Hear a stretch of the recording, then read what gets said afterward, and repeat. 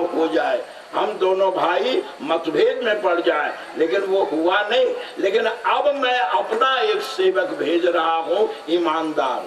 तेरा तो बेईमान था, तेरा तो कपटी था, बोल कुछ रहा था मतलब कुछ था, बोल लक्ष्मण रहा था मतलब कुछ था, तो तेरा तो कपटी था। तेरा कर्मचारी आया हम दोनों भाइयों में फूट करने के लिए, लेकिन कर नहीं सका।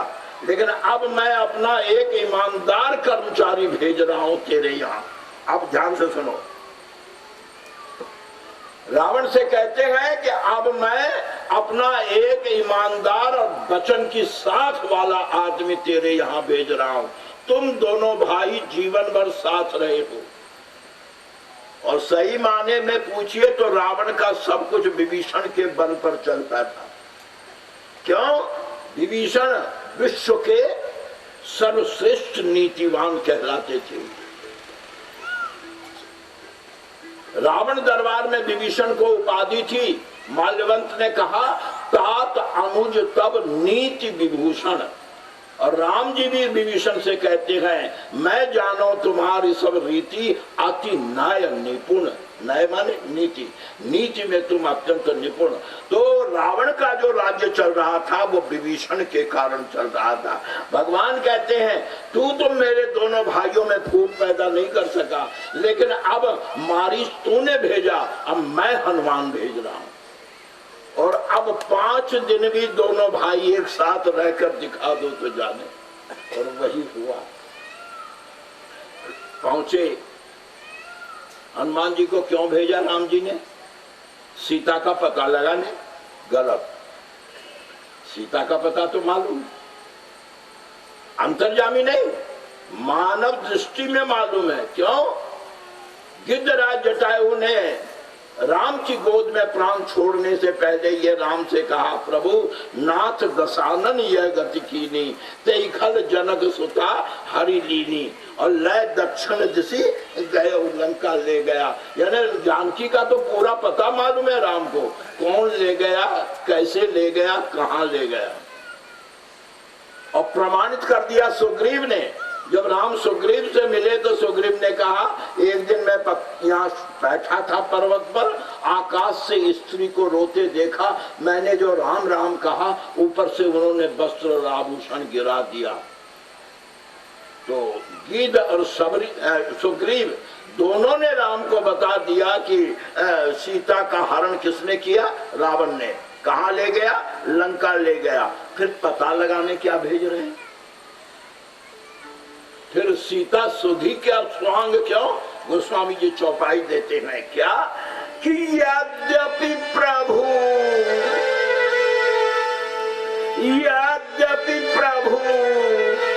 जानत सब बाता, हालांकि प्रभु जानते हैं कि सीता को कौन ले गया। सुग्रीव और जटायु ने बता दिया, लेकिन सीता को खोजने के बहाने हनुमान को भेजते हैं।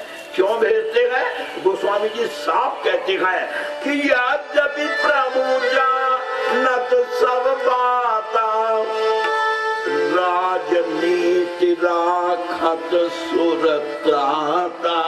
ये भगवान राम हनुमान को सीता का पता लगाने नहीं भेज रहे, तो ये राजनीति। उसने मारीच को भेजा राम लक्ष्मण में मतभेद पैदा करने, लेकिन इधर राम जी हनुमान को भेजते हैं, और हनुमान जी महाराज लंका जा रहे हैं। कल आपने पाठ किया, पूरा हनुमान चरित्र कल आपने पाठ किया। अतः प्यारे प्रभु प्रेमियों, उसमें से जो आज प्रसंग के लिए जरूरी है वह अंश मैं आपके सामने उपस्थित कर रहा हूं। हनुमान जी महाराज कहाँ जा रहे हैं? सीता की तलाश में। सीता कहाँ है? रावण के कब्जे में। रावण कौन है? रावण कौन है? रावण को गोस्वामी जी ने विनय पत्रिका में मोह और मानस में अभिमान कहा है। नृप अभिमान मोह बस किम्बा, हरि आने सीता ही जगदम्बा। तो रावण अभिमान का स्वरूप है। श्री राम। श्री राम जय राम जय जय राम। श्री राम जय राम जय जय राम। श्री राम जय राम जय जय राम। श्री राम जय राम जय जय राम। श्री राम जय राम जय जय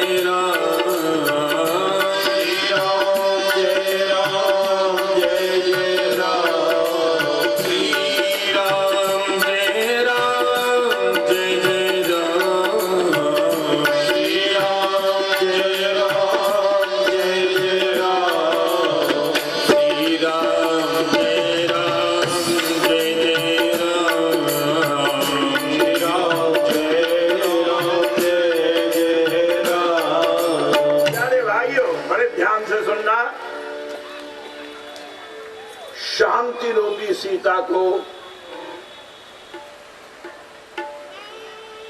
मेरा मानस के प्रेमियों से निवेदन है कि अपने कथा की मस्ती में बीच में आकर के बाबा के जो कथा का प्रवाह है उसे अवरुद्ध न करें।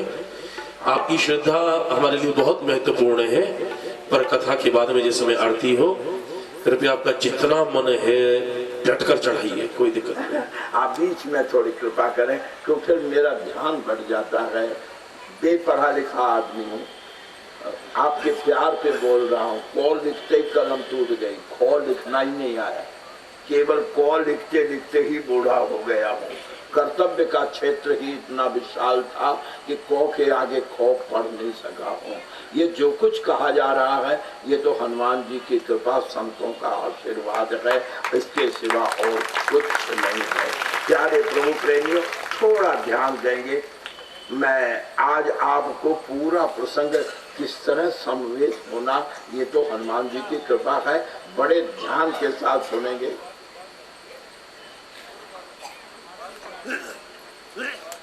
लोभ रूपी रावण ने, मोह रूपी रावण ने, अहंकार रूपी रावण ने शांति रूपी सीता का हरण कर लिया।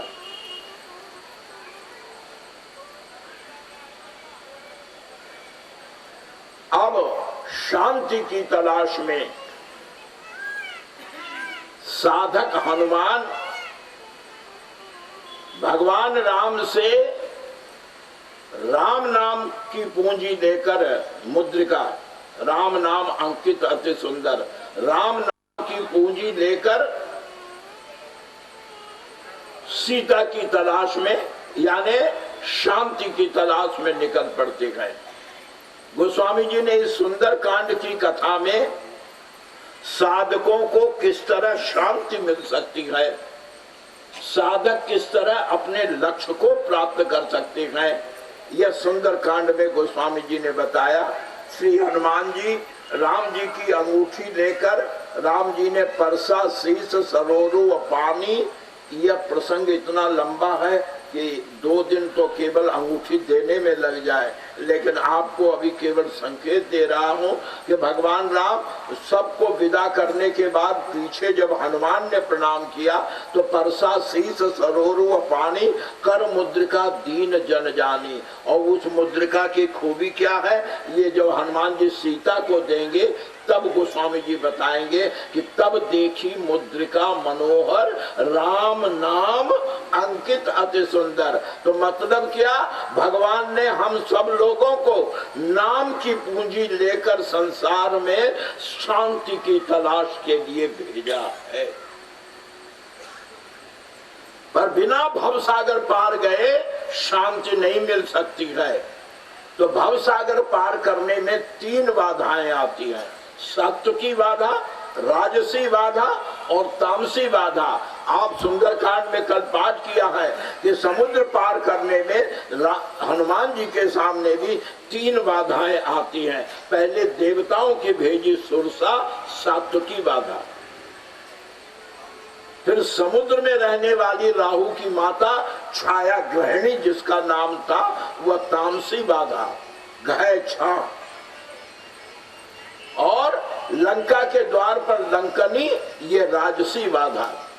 और गोस्वामी जी ने तीनों औरतों के साथ हनुमान जी ने 3 तरह का व्यवहार किया। अगर तुम शांति की तलाश में निकले हो तो सात्विकी बाधा से टकराना नहीं, सात्विकी बाधा से बच के निकलना। सात्विकी बाधा क्या? एक उदाहरण देता हूं। मान लो तुम कथा में आ रहे हो, पिताजी द्वार पे बैठे, कहाँ जा रहे हो? बोले काम 3 दिन से पड़ा है और कथा में जा रहा हूं। चलो काम करो। बाबूजी हाँ आज काम जरूर कर देंगे, कथा में जाने दीजिए। वहां टकराओ मत। जैसे हनुमान जी सुरसा के भीतर जाकर बाहर निकल आए, बदन पैठ पुनि बाहिर आवा, मांगा विदा ताहि सिर नावा। सात्विकी बाधा से कभी टकराना नहीं, वरना शांति नहीं मिलेगी। सात्विकी से बच के निकलो और तामसी को कुचल डालो। हनुमान जी ने सिंहिका को मार दिया और जो राजसी बाधा है उसको कमजोर करो। यानी उतना ही खाओ जितना पचा सको, वो मत खाओ जो खा सको।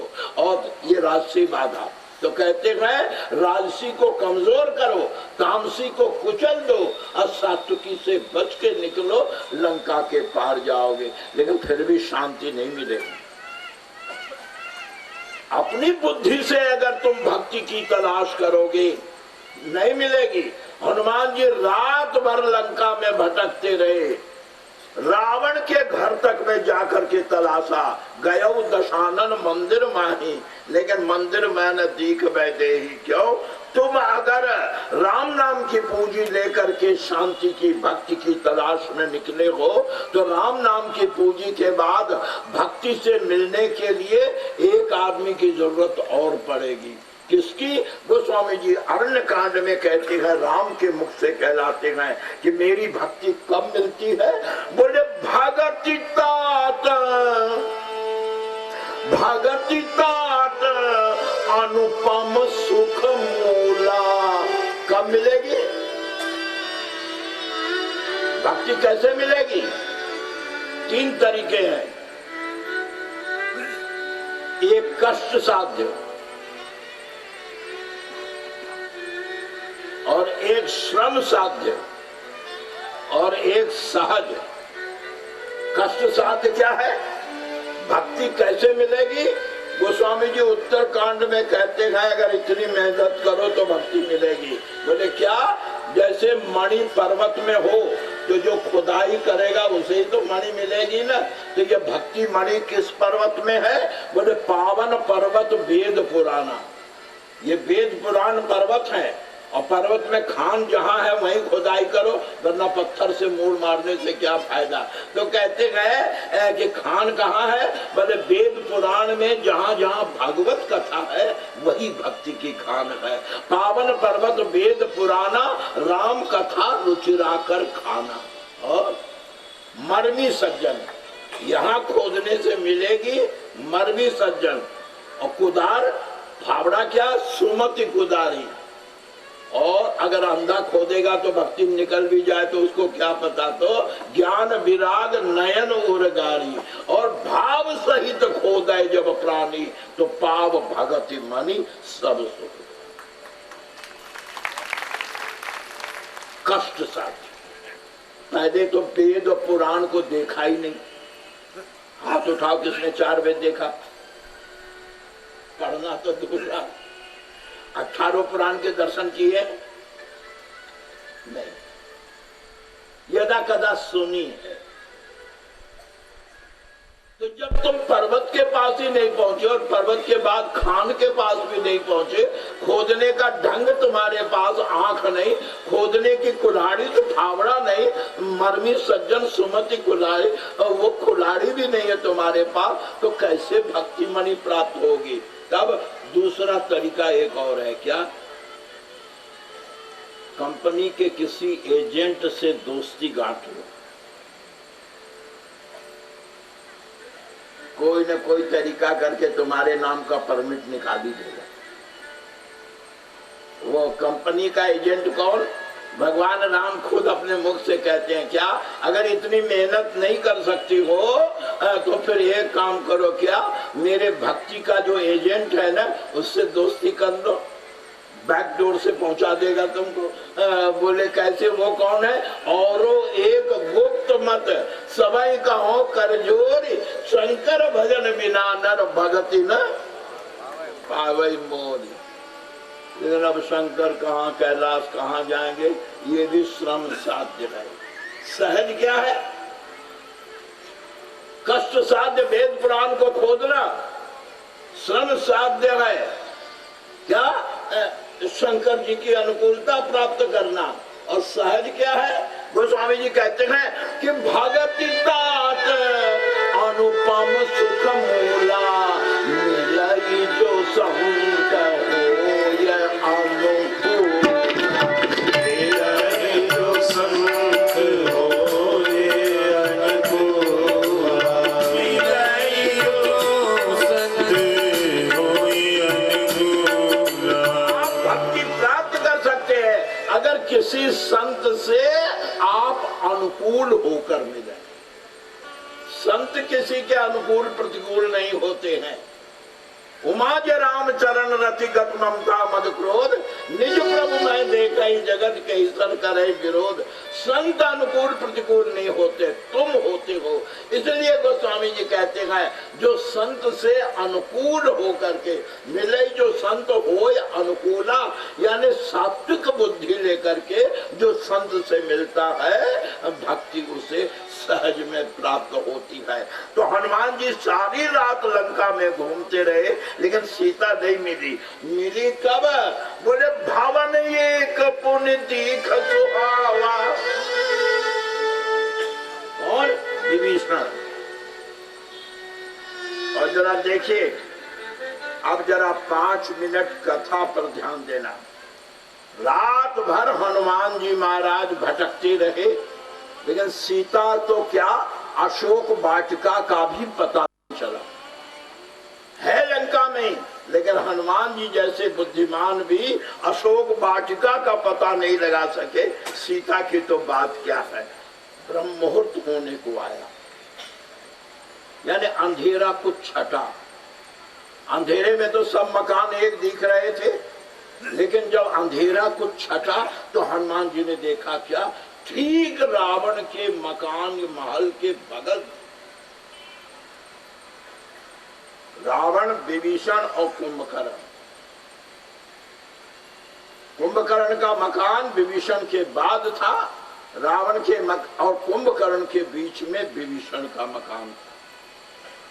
क्योंकि लंका दहन के समय गोस्वामी जी तो कहते हैं केवल एक विभीषण का घर छोड़ा हनुमान ने, लेकिन राम रसायन में बताया जाता नहीं, हनुमान जी ने केवल विभीषण नहीं कुंभकर्ण का घर भी छोड़ दिया। क्यों? कुंभकर्ण सोया हुआ था, वो तो जल मर जाता। कुंभकर्ण सोया था। रावण के महल को जलाकर हनुमान जी विभीषण के महल को छोड़कर कुंभकर्ण के महल पर कूदना ही चाहते थे।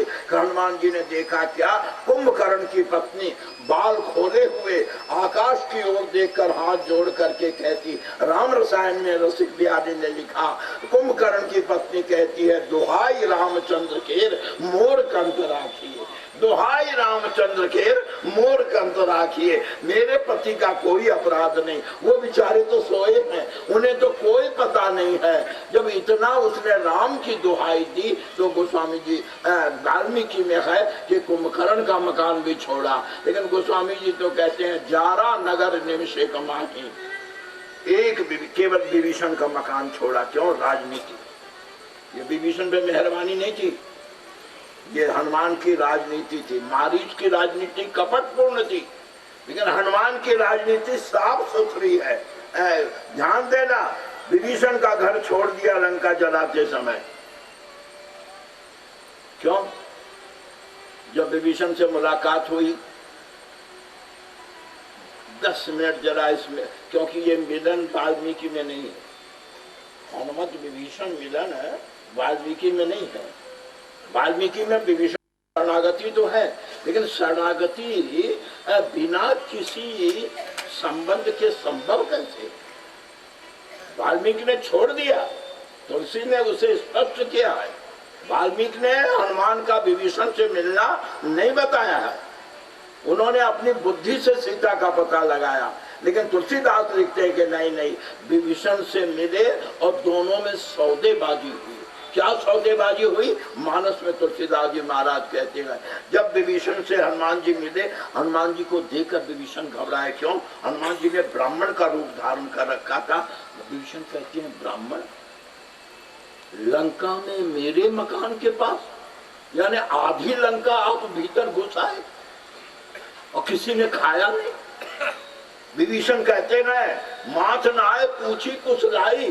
पहले विभीषण ने परिचय नहीं पूछा, अरे आप अब तक बचे कैसे? यहाँ के राक्षस तो ब्राह्मण को देखते ही खा जाते हैं। कौन है आप? हनुमान जी ने सोचा दुश्मन का घर है, यहाँ अपना परिचय एकाएक देना ठीक नहीं, तो पहले इसे तौल तो लूं। हनुमान जी कहते हैं, आप अंदाज कीजिए कि मैं कौन हो सकता हूं। आपने तो मेरा नाम देकर पुकारा, विप्र रूप धरि वचन सुनाए। हनुमान जी ने विप्र रूप धारण करके वचन सुनाए। क्यों? विभीषण दौड़ते बाहर निकले, इसलिए विप्र रूप धरि वचन सुनाए, सुनत विभीषण। ये काशी की भाषा है। क्या वचन सुनाए? सुनता विभीषण, हे विभीषण सुनता, बनारसी बात, सुनता, अरे सुनता नहीं, सुनता विभीषण, हे विभीषण सुन। मेरा नाम? बाहर निकले, ब्राह्मण देखा, माथ न आए पूछी कुशलाई, विप्र कहो निज कथा बुझाई। हनुमान जी महाराज ने देखा कि पक्का है। तब हनुमंत कही, क्या कही? रावण ने पूछा था नाम, हनुमान जी ने नाम नहीं कहा। नाम नहीं कहा। क्यों? नाम कहते ही अभिमान हो जाए। मैं समुद्र तप कर नाम कर आया हूं। अभिमान तो विभीषण ने कहा, आप कौन है? विप्र कहो निज कथा बुझाई। विभीषण ने हनुमान से निज कथा पूछी, लेकिन हनुमान की निज कथा क्या है? गोस्वामी जी दोहे में कहते, तब हनुमंत कही क्या निज कथा? नहीं, तब हनुमंत कही सब राम कथा। हनुमान जी ने कहा, मेरी कोई निज कथा है ही नहीं है। क्यों? राम कथा ही मेरी कथा है। कैसे?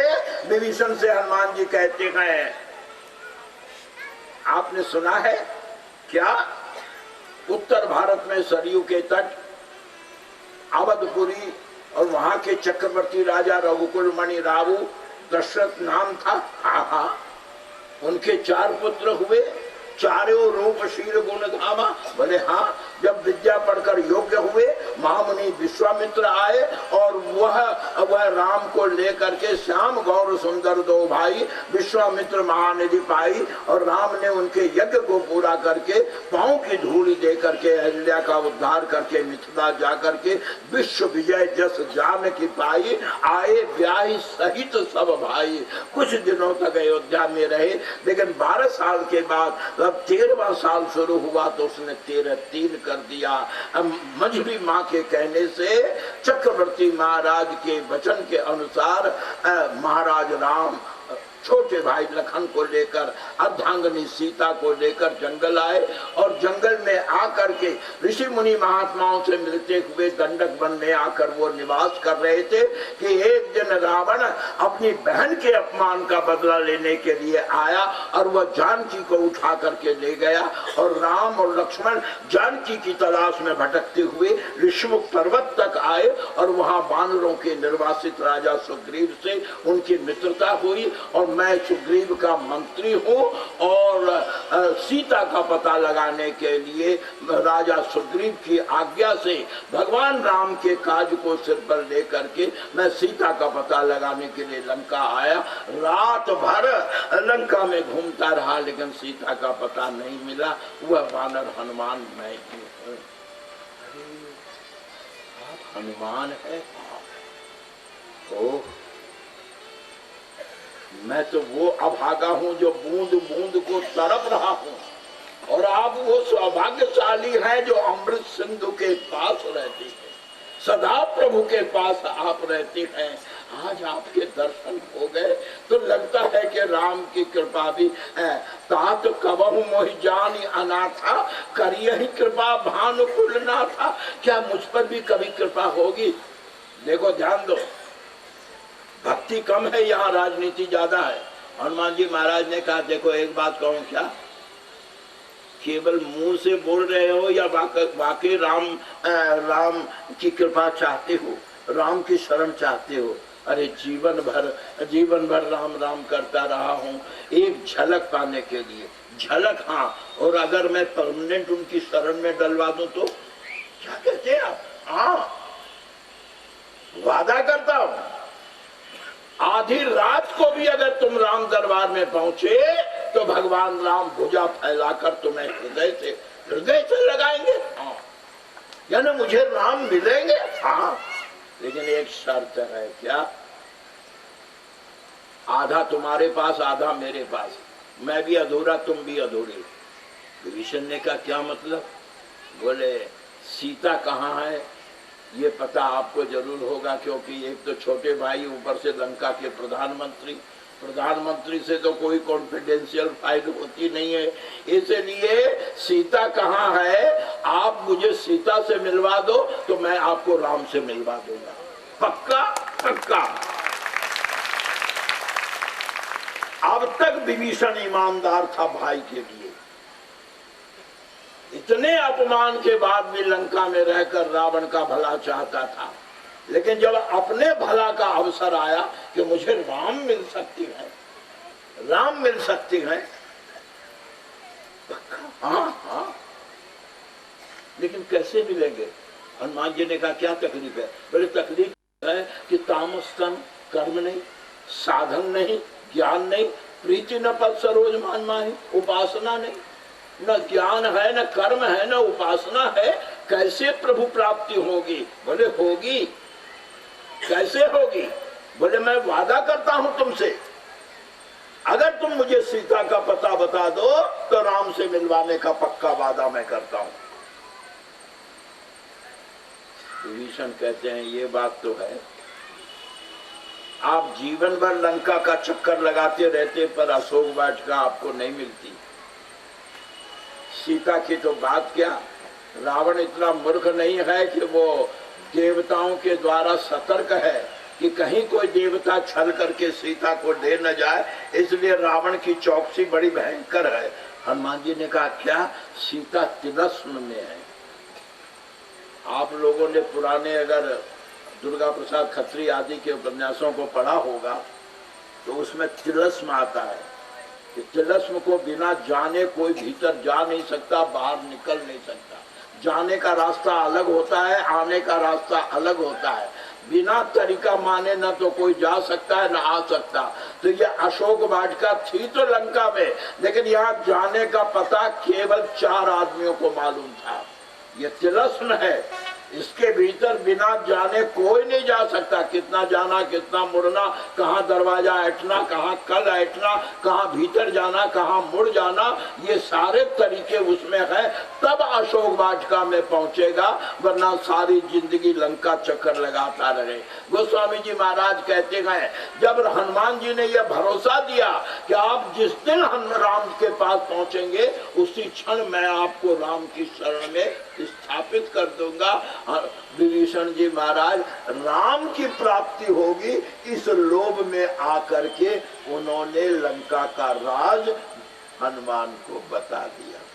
गोस्वामी जी कहते हैं कि तब विभीषण जुगुति विभीषण सकल बताई, जुगुति विभीषण सकल बताई, जुगुति विभीषण सकल सुनाई, तावै हनुमंत तावै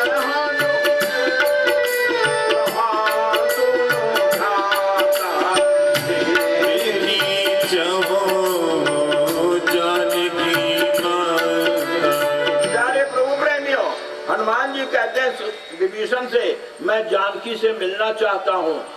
विभीषण कहते हैं बेकार है, अगर मैं बता भी दूं तो तुम भी मारे जाओगे और मैं भी मारा जाऊंगा। क्यों? जानकी के पास कोई भी पर पुरुष नहीं जा सकता। अशोक वाटिका में केवल रावण पुरुष जा सकता है, बाकी पहरे पर भी वहां राक्षसियां हैं।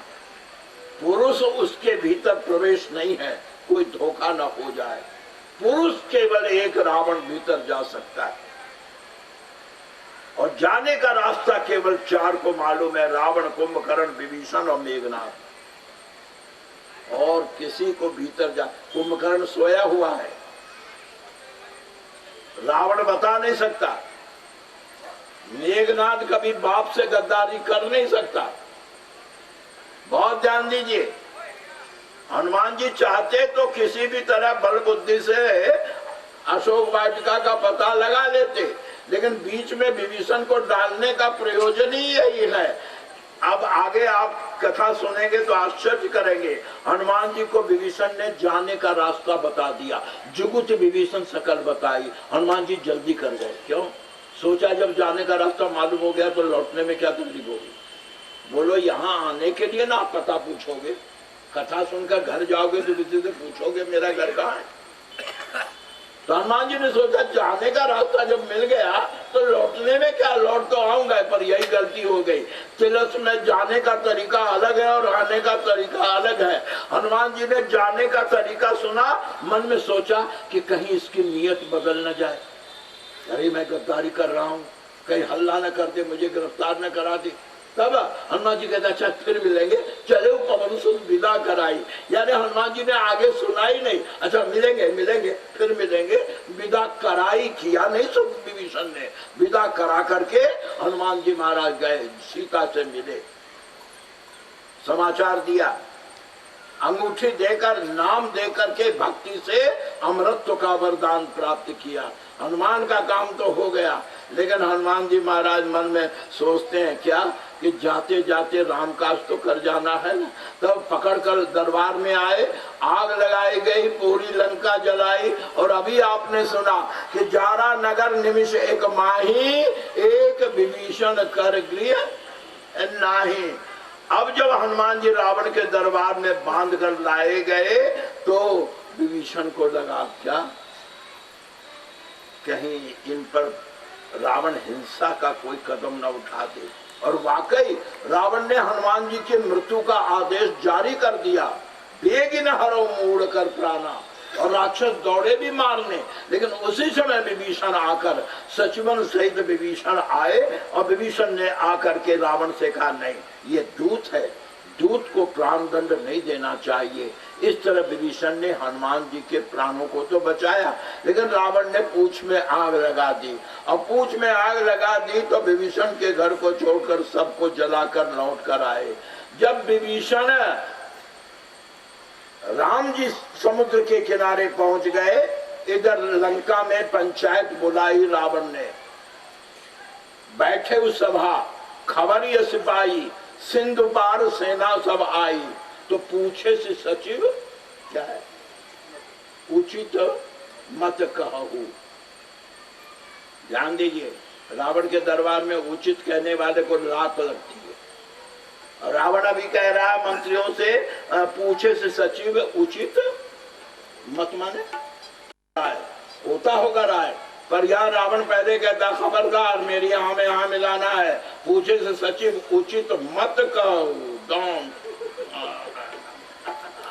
उचित बोलने वाले को यहाँ लात लगती है। विभीषण ने उचित कहा, लात मारकर विभीषण ने निकाला। नाना माल्यवंत ने उचित कहा, धक्के मार करके निकाला। बोले रावण के दरबार में उचित कहने वाले को धक्के के सिवा और कुछ नहीं मिलता है। पूछे से सचिव है क्या करना है, उचित मत कहो। हाँ, और वही हुआ, सचिवों ने हाँ में हाँ मिलाया। बोले क्या पूछते गए, नर बानर के ही देखे माई। और प्यारे प्रभु प्रेमियों, विभीषण जी उसी समय आकर कहते हैं भैया आपने जीवन भर मेरा दुलार रखा। विभीषण को कॉन्फिडेंस था क्या, रावण ने मेरी बात कभी नहीं टाली, आज भी नहीं टालेगा। लेकिन आज जैसे विभीषण ने कहा क्या, तात चरण गही मांगो, राखो मोर दुलार, सीता देहु राम कहा अहितन होय तुम्हार। जैसे कहा रावण उठा, लात मारकर कहता है अब तुझ पे भरोसा करूंगा। गद्दार विभीषण चौंके, मुझे गद्दार? गद्दार क्यों कह रहे हैं आप? बड़े सबूत है। क्या सबूत है आपके पास? मैंने ईमानदारी से लंका की सेवा की है। हाँ की है ईमानदारी से, लेकिन आज तो गद्दार है। क्या प्रमाण है आपके पास कि मैं गद्दार हूं? सबसे बड़ा प्रमाण यह है कि उस बानर ने सबका घर जलाया, तेरा घर क्यों छोड़ दिया? क्या रिश्तेदारी है? सबका घर जलाया, अब तेरा घर उसने छोड़ा, और वो अशोक वाटिका में पहुंचा कैसे? मैंने बताया नहीं? कुंभकर्ण सोया है, मेघनाद कह नहीं सकता, तो वो अशोक वाटिका पहुंचा कैसे? ममपुर बसी तप सन प्रीति, टुकड़े पर मेरे पला है, नमक मेरा खाता है, जियस सदा सठ मोर जियावा। मम जैसे बोला, इसी ने विभीषण को चोट कर दिया। लात की चोट नहीं लगी, लेकिन ये लगी ममपुर। विभीषण ने कहा सारी जिंदगी इस नगर को मैंने सजाया, सारी जिंदगी इस नगर को मैंने संवारा, और आज आप मम कहते हैं? मेरा कुछ नहीं। विभीषण यहीं से बदले। ध्यान देना, भाई और भाई से कोई अलग नहीं कर सकता। गुनहगार भाई को भी भाई शरण दे देता है, लेकिन भाई भाई परम समीति सकल दो छल। जब भाई के मन में ये आ जाए कि भाई मेरे साथ छल कर रहा है, उसके बाद तो फिर तो टक्कर ही होती है। गोस्वामी जी कहते हैं रावण ने लात मारा और विभीषण राम की शरण में गए। लोग कहते हैं रावण ने लात मारा, बड़ा नालायक था। मैं कहता हूं अगर मुझे रावण की लात मिल जाए तो मैं तो पूजा कर लूं उसकी। क्यों? विभीषण को राम की शरण में उनकी भक्ति नहीं पहुंचा सकी, उनका साधन नहीं पहुंचा सका। एक लात मारा विभीषण ने और रावण ने, और सीधा विभीषण राम की शरण में, सीधे राम। साहब का विभीषण ने, कहीं दूसरी जगह गया तो जिंदा नहीं छोड़ूंगा। मम पूर्वसी तब सन प्रीति सठ मिलु जाए नहीं। हाँ ऑर्डर है, अगर यहां से निकला इधर उधर कहीं गया तो मार डालूंगा। सठ मिलु जाए, जाकर राम से मिल और कोई युक्ति करके जगह अपनी बना। क्या कहूं? नीति नीति मंत्री कहता, मंत्री पद पर पहुंचना क्यों? अब तक रावण की नकल राम कर रहे थे। रावण ने देवताओं का रसद बंद किया, राम ने रावण का रसद बंद किया।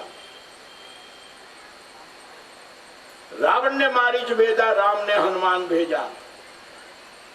लेकिन प्यारे प्रभु प्रेमियों, जब रावण रण के मैदान में गिरा, राम ने मार कर जैसे गिराया, 9 सिर 18 हाथ कट गए, 1 सिर और 2 हाथ बच गया, खड़ा नहीं रह सका। वो धरती पर जब गिर गया तो धरती पर जैसे वो गिरता है, राम ने धनुष की डोर ढीली की और लक्ष्मण से कहते हैं, लक्ष्मण हाँ आज दुनिया से एक महापुरुष उठ रहा है। लक्ष्मण कहते हैं महापुरुष? हाँ लक्ष्मण, आज तक दुनिया में इतना विशाल व्यक्तित्व तो कोई नहीं आया। वेदों का पारंगत, राजनीति का दक्ष, जिसने सोने की लंका बनाकर अपने प्रजा को सोने के महल में रखा, झोपड़ी में नहीं, अपनी प्रजा को सोने के महल में रखा। लक्ष्मण, मेरा ख्याल है मुझे भी अब राज्य करना है। जाते जाते रावण से राजनीति के कुछ मंत्र ले आओ, वरना ये धन इसके साथ चला जाएगा। लक्ष्मण कहते हैं अब मैं इस बदमाश को गुरु बनाऊं, मुझसे नहीं होगा। प्रभु ने कहा लक्ष्मण, दुश्मनी खड़े में होती है, जब धराशायी हो गया तो अब दुश्मनी क्या। अब तो उत्तम विद्या लीजिए यद्यपि नीच पे होए, पड़े अपावन ठौर पे कंचन तजत न कोय। और प्यारे प्रभु प्रेमियों, लक्ष्मण जी महाराज गए तो कहने पर रावण के सिर के पास खड़े होकर के कहते, हे लंकापति, रावण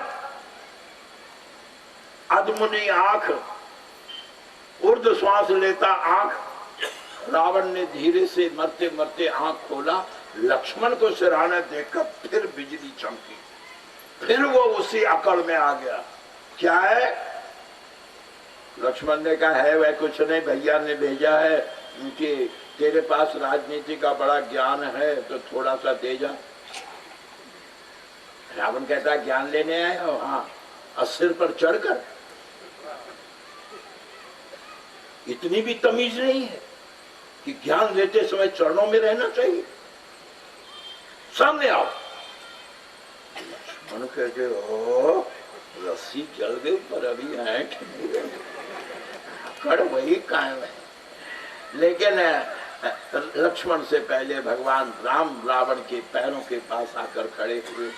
लंकापति, लंकापति कुछ अपने अनुभव का प्रसाद मुझे देते जाओ, मुझे राम राज्य स्थापित करना है।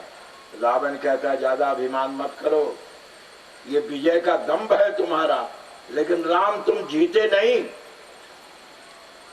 तुम हार गए, तुम जीते नहीं। लक्ष्मण कहते ये देखो मर रहा है, फिर भी अकड़ देखो। प्रभु ने लक्ष्मण को चुप किया। लक्ष्मण, जब दो बड़े बात कर रहे हो तो छोटे को बीच में नहीं आना चाहिए। प्रभु आगे बढ़े बढ़े, लंकापति तो फिर मैं नहीं जीता तो कौन जीता? मैं जीता हूं। अच्छा हाँ, कैसे? बोले इस तरह कि जब तक मैं धरती पर खड़ा था और मेरे हाथ में धनुष था, मैंने आपको अपने नगर के भीतर पांव नहीं रखने दिया, एक कदम नहीं रखने दिया, और आप खड़े हैं, धनुष आपके हाथ में है और पूरी ताकत से खड़े हैं, और आपके सामने आपके नगर में जा रहा हूं। अगर रोक सको तो रोक। मैंने तो अपनी लंका में तुमको, मेरे जीवत लंक में पग न धरे हो तुम राम, अब तुम ही अछत अब जात हो नाथ तुम्हारे धाम। लक्ष्मण ने कहा जा रहा है तो क्या झाड़ू लगाएगा? रावण ने कहा झाड़ू नहीं लगाऊंगा। क्यों? अगर पढ़ा लिखा आदमी जेल जाता है तो उससे पढ़े लिखे का ही काम लिया जाता है, मजदूरी का नहीं। मास्टर जाता तो उससे पढ़ाई का ही काम लिया जाता है। मैंने जिंदगी भर राज किया, राज के सिवा और कोई काम जानता ही नहीं हूँ, तो बैकुंठ में भी झाड़ू नहीं लगाऊंगा, राज ही करूंगा, राज ही। और एक बात बताऊं राम, तुम अपने देश को बचाने के लिए तुमने नीति बनाई, वही मैंने अपने देश को बचाने के लिए नीति अपनाई है। हम चौंके, बोले कैसे? तुमने जब देखा कि अयोध्या लुट जाएगी, क्योंकि राम भरत लड़ेंगे सत्ता के लिए तो कोई तीसरी ताकत आकर अयोध्या पर बैठेगी, तो तुमने छोटे को घर में छोड़ा और बड़े तुम बाहर निकल आए। लेकिन मैं तुमसे उल्टा था, इसलिए मैं बड़ा घर में रहा और छोटे को मैंने तुम्हारे पास भेजा कि अगर तुम जीत भी जाओ तो अयोध्या का व्यक्ति लंका का राजा ना बने, लंका का राजा लंका का व्यक्ति ही बने।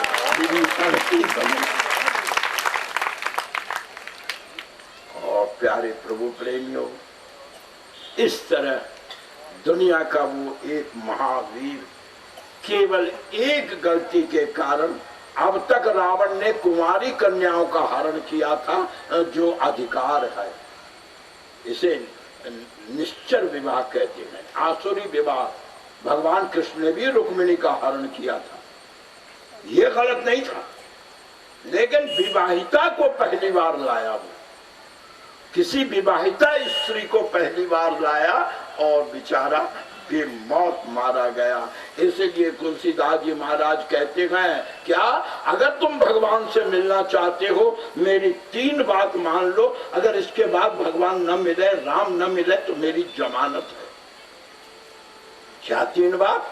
बड़े ध्यान से सुनना। आज प्यारे भक्तों, आपने तो इस वृद्धावस्था में भी मुझे इतना बिरबल कर दिया है अपनी श्रद्धा से कि भगवान प्रभु अपना सत्य स्वयं प्रकट कर रहे हैं। बहुत ध्यान के साथ आप सुनेंगे। यह जो एक दुर्लभ अवसर आप सब लोगों को प्राप्त हुआ, नहीं मुझे प्राप्त हुआ कि इतने भक्तों की श्रद्धा को राम गुण सुनाकर अपने जीवन को और अपनी वाणी को धन्य करूं। मैं आप लोगों की यह विशाल और इतनी एकाग्रता और इतनी शांति जो 8 दिन में आपने दिखलाया है। कल भगवान राम का राज्याभिषेक, कैसे अयोध्या लौटते हैं। भरत मिलाप 3 बार हुआ। एक बार मिथिला में जब विवाह के समय दशरथ के साथ भरत गए, राम जी तो विश्वामित्र के साथ पहले से थे, तो एक भरत मिलाप मिथिला में, एक भरत मिलाप चित्रकूट में और अंतिम भरत मिलाप अयोध्या में जब राज तिलक होता है। कल का भरत मिलाप बड़ा बिरबल करता है। और राम के राज तिलक में क्या रहस्य है, यह राज तिलक प्रसंग कल आप लाभ लेंगे। अभी 2 मिनट में आपसे समय, आज मैं कभी कोई बात करता नहीं राम गुण के सिवा, लेकिन शिष्टाचार है कि आज 8वें दिन मुझे कुछ न कुछ कहना पड़ता है।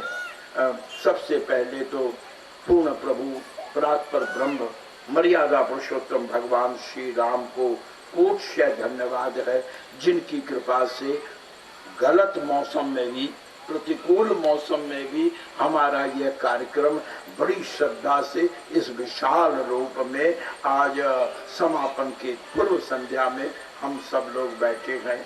प्यारे भगवत भक्तों, मेरा कर्तव्य है राम गुण सुना करके आपके हृदय में भगवान के प्रति भक्ति और चरित्र के प्रति प्रेम उत्पन्न करना। मैंने अपने कर्तव्य का यथासाध्य पालन किया है। कल समापन का दिवस है। समापन के दिन सामान्यतः ये एक नियम है कि श्रोता अंतिम दिन ग्रंथ की पूजन करते हैं। क्यों कि वेद कहता है कि हतम यज्ञ अदक्षिणम, कथा सुनकर कुछ भी ग्रंथ की पूजा करनी चाहिए, जिससे कि कथाकार को अपने जीवन के लिए किसी और के आगे हाथ न फैलाना पड़े। जो उनके श्रोता हैं वही उनके पालनकार होते हैं, पर मुझे इसकी कोई जरूरत नहीं। हमारे बच्चे इतने सामर्थ्यवान हैं कि मुझे इसकी कोई आवश्यकता नहीं है। केवल एक शिष्टाचार की बात है। और मैंने जब इस बार 1 वर्ष पहले तो दिल्ली आगरा सब डॉक्टरों ने जवाब दे दिया था कि बस ही इज एक्सकॉन्डिंग, अब तो ये जा रहे हैं। लेकिन क्यों हनुमान जी लौटा कर लाए, और लौटा कर लाए तो ये हमारे, अब तो मैं यही कहूँगा, पुत्रवत नहीं पुत्र ही। श्री आचार्य मनोज मोहन जी शास्त्री ने वृंदावन में सर्वप्रथम कथा करके